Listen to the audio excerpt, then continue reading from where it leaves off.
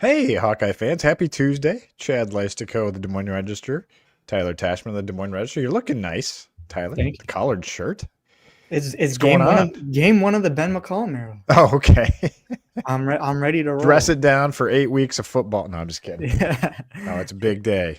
Big day. We got basketball tonight, but obviously the big football matchup is going to be the highlight of our show. Let's do a little basketball talk at the end. How's that sound, Tyler? We'll preview Iowa versus Robert Morris. Yeah. Get your pick on who's going to cover the 22 and a half. Your Yeah. expert analysis, We'll Mr. Basketball here. we'll uh, Um, we'll let people wait till the end for that. ooh, there we Gotta go. stick Let's tease it. around. Gotta stick around. That's good. Yeah. So, yeah, it's been a while for a Tuesday. Well, been a couple weeks for our Tuesday pod. Obviously, just a massive game on tap. Iowa versus Oregon this Saturday, 2:30 on CBS. And you guys know the drill by now. Our Wednesday show gets into the more of the X's and O's, more into the matchup itself, previewing the game. And we like to, on Tuesdays, to kind of recap what we heard from Iowa players, Kirk Ferentz, and kind of give you a sense of the early week storylines. And I think Tyler and I, we both agreed that really the most important thing this week is kind of framing the importance of this matchup as a whole. We don't get too many matchups like this. Iowa is ranked now in the coaches poll. That's what we use in the USA Today network. I don't know if we're going to use the CFP rankings or stick with coaches. We'll have to debate with our bosses on that when the time comes. But how would you frame the stakes appropriately, Tyler, as you think about this matchup on Saturday? So I think it's like if you want, and you being Iowa, if you want to be taken seriously nationally, like here's the opportunity, and some of that in the sense of what it means to Iowa's season, because obviously they're going to have to string together wins, continue to string together wins to have a chance at being in the conversation and making the college football playoff with 4 regular season games to go. But also just like for those of us that cover the program and follow the program closely, like Iowa too often hasn't shown up in these types of games. And the Indiana game was kind of the outlier. It was a step in the right direction in the sense that Iowa went up against a really high level opponent and like actually made it a game and put together a good performance. It was a little bit came up short, but like that was a step in the right direction from what we had been seeing against these ranked teams. But you can't get you can't break through that kind of national perception and national barrier if you don't ever beat anyone that's Mhm. in that upper echelon of college football. And that's kind of where Iowa's been. Like you at some point you're gonna have to win one of these types of games if you want to break free of that perception. And it's like, okay, you have a top 10 team coming to Kinnick, like this is a golden opportunity to finally do that. I like how you put that, and I like that Kirk Ferentz, you expect kind of the company line, like, oh, we take every opponent seriously, blah blah blah. But I would say Ferentz's tone in his Tuesday presser was very much, I mean, deferential for sure. But yet, yes, this is a marquee matchup. Yes, this is a measuring stick for our program, and that kind of stuff. I like to hear that from the head coach. I don't want to hear the same old. This game means as much as the other 12 because it doesn't. Like you just said, this is a chance for Iowa to measure itself against a program that went undefeated last year until it lost to Ohio State in the playoff, the eventual national champion. It demolished for the most. It really controlled Penn State in the Big Ten title game a year ago. It's been a marquee program. If you recall, a couple years ago, they were right there with Washington, which got to the national championship against Michigan.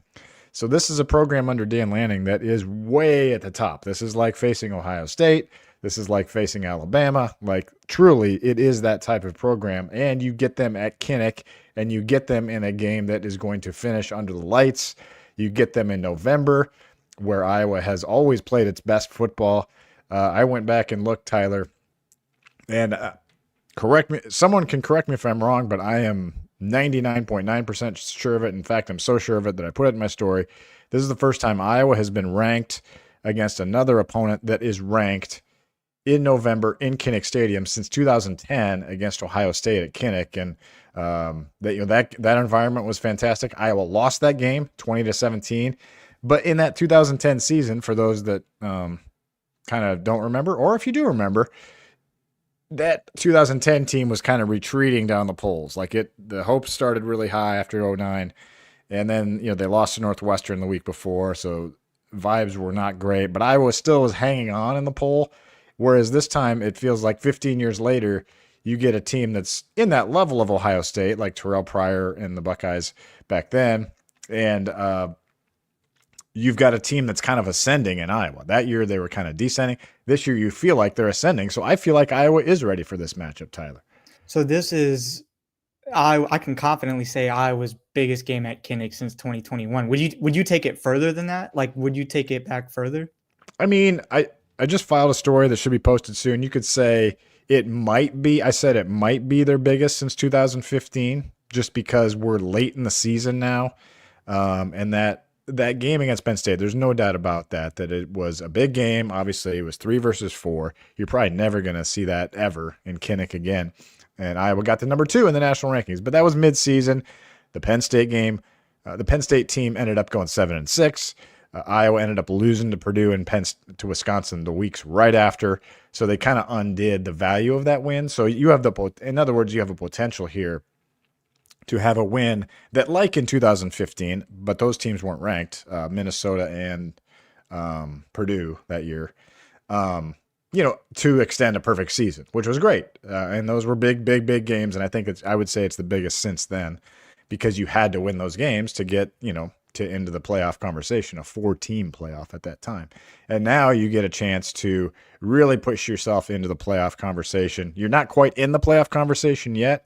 I was listening to ESPN podcast this morning on my drive to Iowa City, and they were starting to talk about Iowa. Hey, could Iowa, work its way in, by beating Oregon? And they said Iowa's dangerous, so people are watching this. But like you said, if Iowa loses this, nobody's going to talk about Iowa, pretty much the rest of the season nationally.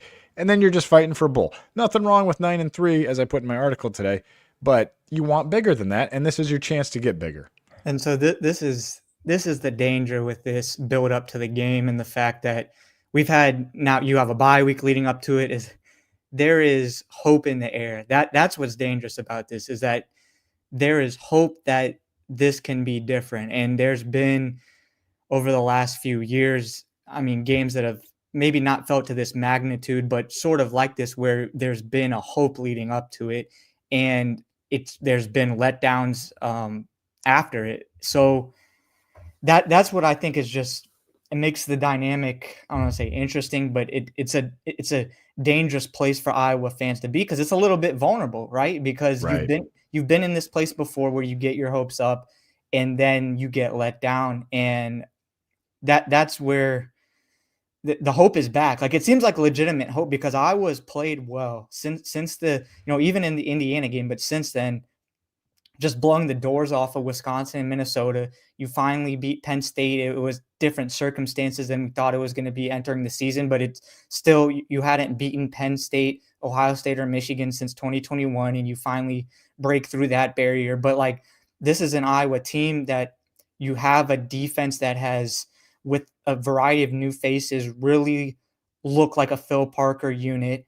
You finally have a quarterback that you feel like, if Mark Gronowski is on the field, like, you have a chance against just about anyone. And that's been the case this entire season.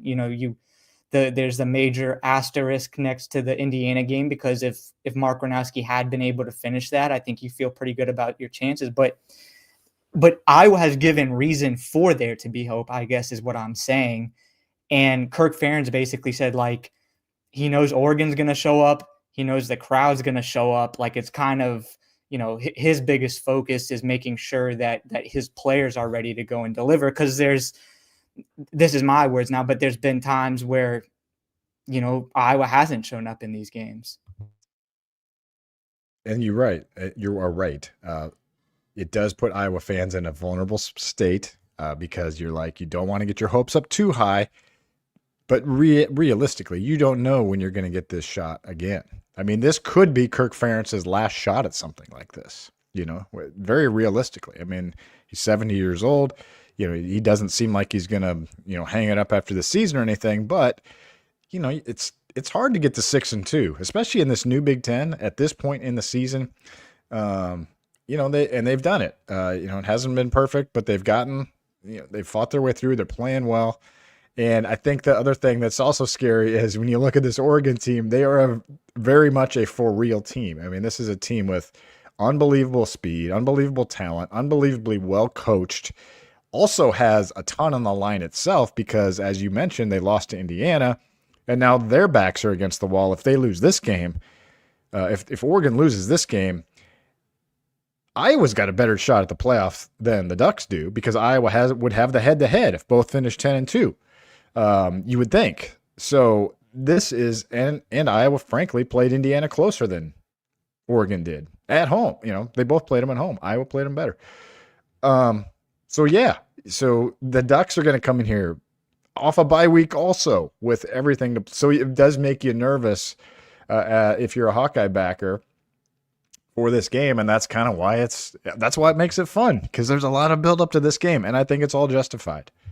And I think what also, like, if you're an Iowa fan, it feeds into that hope a little bit is that Iowa played Indiana so closely. Like, if Iowa had just gotten demolished by Indiana, then you feel like, okay, they're going to go against another high-tier opponent, and, it's pretty predictable. But the fact that Iowa, by the skin of its teeth, lost to Indiana, like, that I think is what reinforces that hope that maybe this game can be different. And the fact that Iowa played Indiana closer than Oregon did. So, and like you said, both of them were at home. So, but Kirk Ferentz seemed like, you were saying he said it was like a measuring stick, but to me, I got a lot of, the program is already, in sports in general, are very much like earmuffs and blinders. If you get sucked into big narratives, then that's when things can tend to go off the rails. I felt like Kirk Ferentz was like preaching an almost even more cocoon type mentality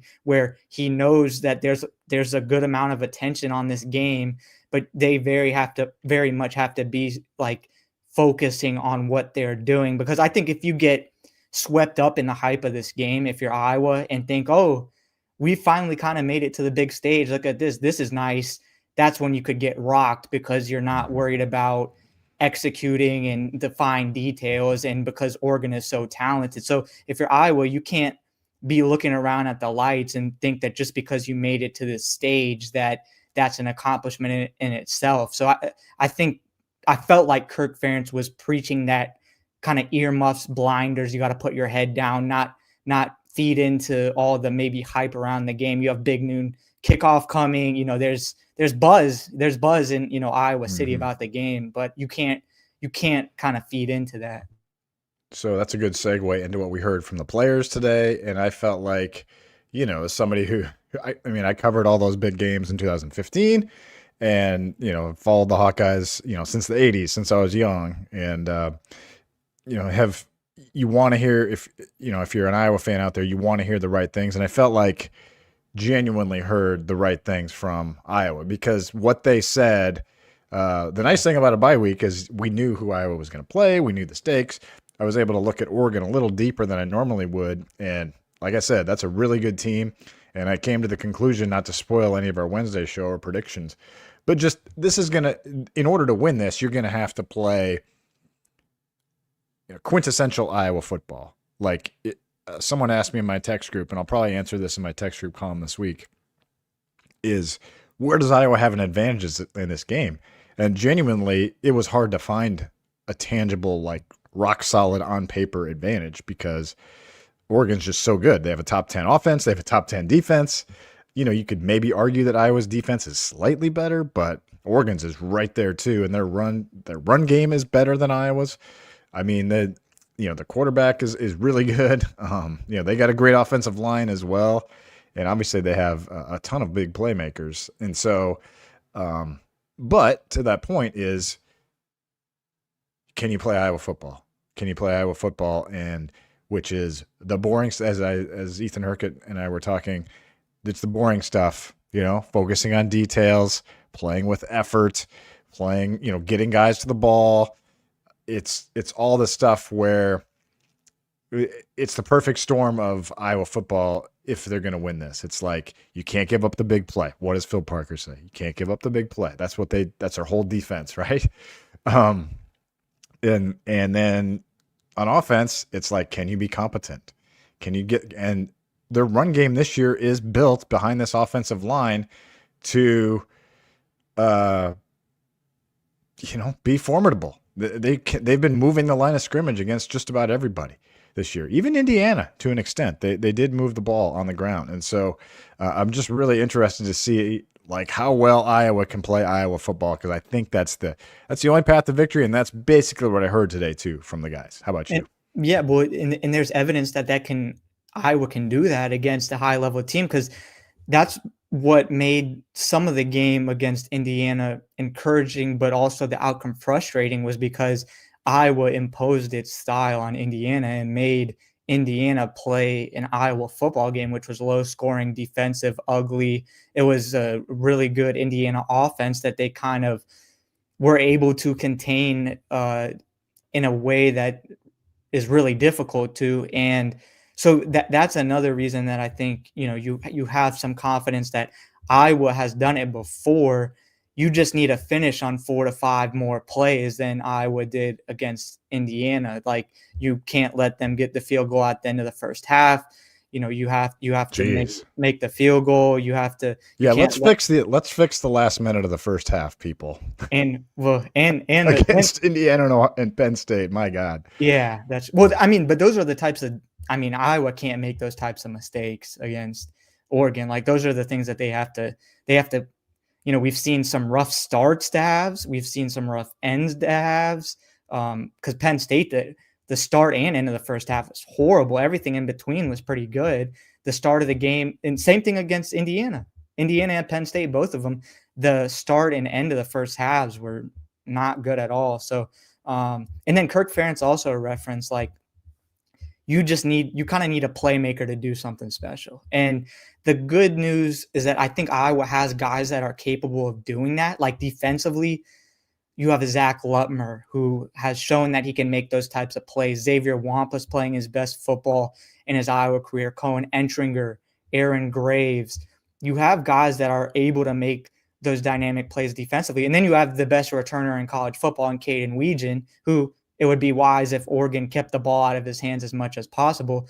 And then you have a quarterback that you feel like can make plays when the lights are the brightest. That's what he did against Penn State. And to quickly dive a little bit into Mark Gronowski, he said he's not at 100%, but he's better physically than he was last week and better physically than he was for the Minnesota game. So that knee continues to progress for him. Not back to 100% yet, but it seems like really since that injury took place against Indiana, there's just been kind of incremental movement in the right direction from him from a health standpoint. I didn't get to talk to Gronowski because I let you do that today, and I was making my way around the practice field there. So give our listeners more of a sense of what you heard from Iowa's quarterback, because I wasn't a part of that, and I feel like he's such a central figure to this matchup. Give me more sense of what do you mean he's not 100%? That gives me concern. Oh, well, he said he got better during the bye week. He continues to progress, and then someone asked, like, are you at 100% yet? Okay, but they're going to all say, like, nobody's 100% at this time of year. So, is that what he meant, or did he mean, like, I'm still a ways away from being able to throw off my left foot? Oh, no, I think it was more he's continued to move in the right direction, but he's not all the way back yet. That's, to me, I saw it as he was speaking in like it had been getting better, not that it was. Yeah. Okay. Well, they need the passing game to click in some way, shape, or form, and those Oregon DBs are pretty good. They're fast. It's a young team, though. Oregon's young. Iowa is a little bit better, and I would say across the board, especially up front. So, you hope you bring a young team into Kinnick, young, talented team, of course, but a little bit younger team. This isn't Dylan Gabriel leading last year's Oregon team in. The Dante Moore's really good, but he's a redshirt sophomore. So, these guys are still pretty young.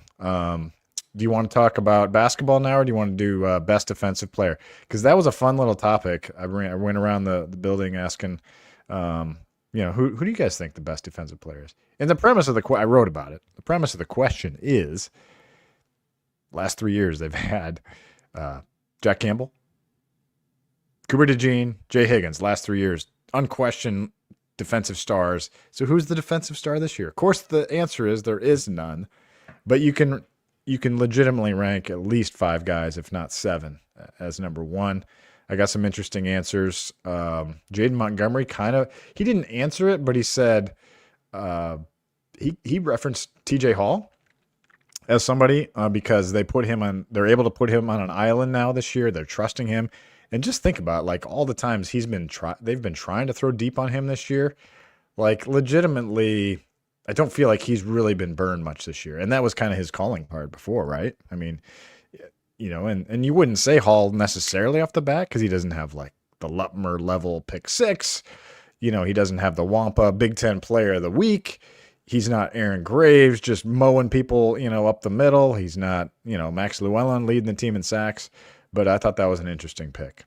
Well, he's got to be up there for most improved, like if not the most improved player on the team, one of the most in terms of just like he's what you want in terms of an older guy like playing his football toward the, in his final year of his college career. But yeah, there's a lot of guys I think you could make the case for. Kirk Ferentz said Jaden Montgomery will start at linebacker as he has been doing. So not saying that Jaden Montgomery is Iowa's most or best defensive player, but just throwing that as he has made a difference. Yeah. I mean, since he started, they're giving up 203 yards a game.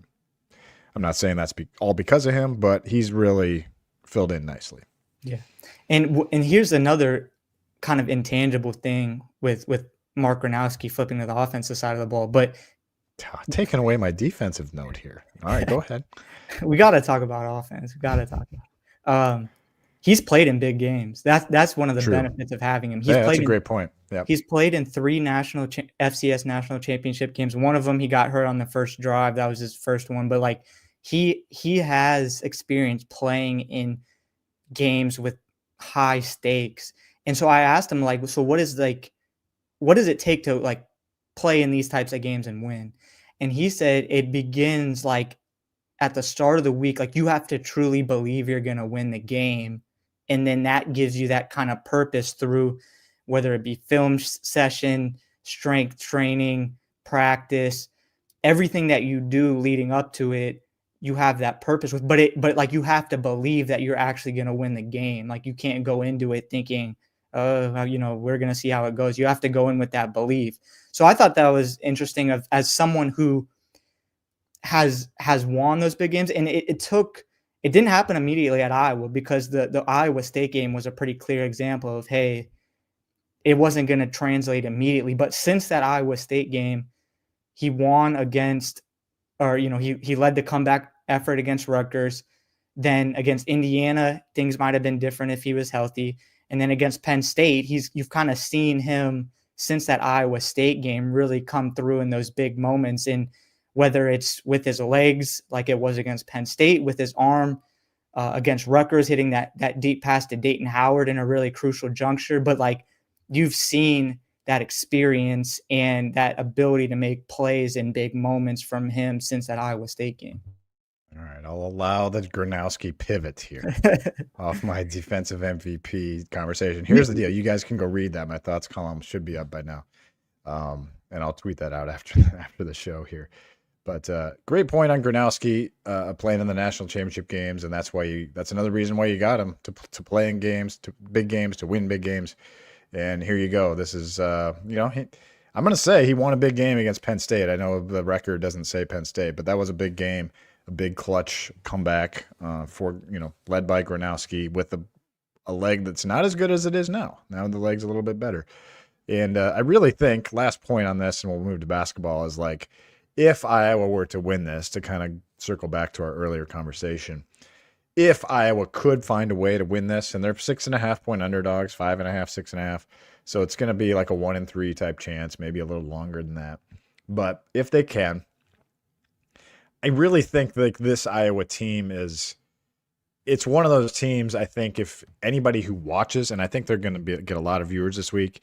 If you watch this Iowa team, it's not the Iowa of the last 5 years. Like it's a team that people nationally will embrace. I think not, maybe not fully because it's still Iowa, and there's a stigma to Iowa and offense and whatever. But this team has the defense. It has the winner quarterback, kind of like, not to keep throwing the Tebow comparisons out, but it is that type, Tebow light, where he's kind of a running quarterback, a linebacker playing quarterback, and just wins games. He wins games and scores touchdowns with his legs, and occasionally throws some decent passes. But it is a type of team that I think, and then Kirk Ferentz's last stand type thing. I mean, I think there's just a lot of narratives that national media could rally around.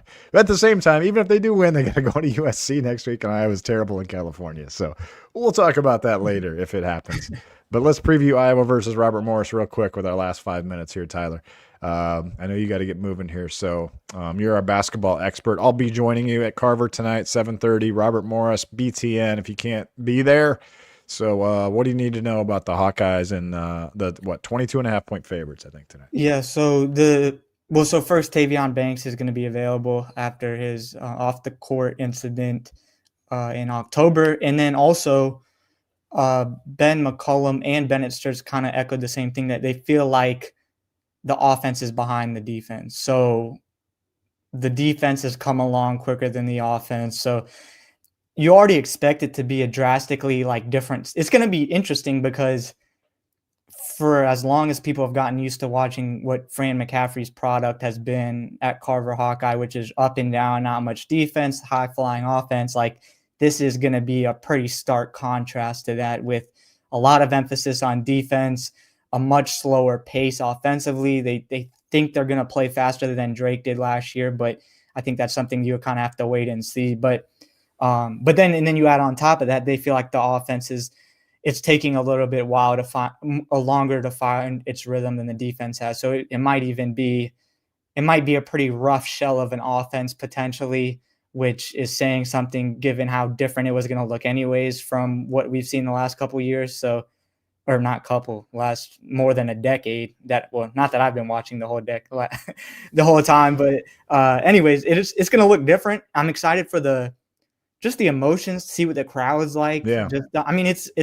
It's a new era. It's going to be a lot of different, not just the style of play, but almost an entirely different roster, almost an entirely different coaching staff, support staff, things like that. So it'll be fun to kind of just watch that all unfold. Yeah, I'm definitely most excited to just see the vibes, the environment. I think if you have season tickets, you're probably coming to this game, even though it's a Tuesday night game, because you want to see the dawn of you want to say, I was there for the first game of the Ben McCollum era. We didn't even get an exhibition game. So this is literally our first look at this team. We don't know what the starting five will be. We may have a guess, but we don't know what the rotation's going to look like. We didn't get any exhibition glimpses to find this out. And so it's just going to be fun to just see. I'm excited to see, of course, Bennett Sturts, just to see what he looks like in a Hawkeye uniform. Does he play 40 minutes? I'm excited to see the young guys, Trey Thompson, Trevin Urach. Those freshmen in particular have gotten a lot of buzz.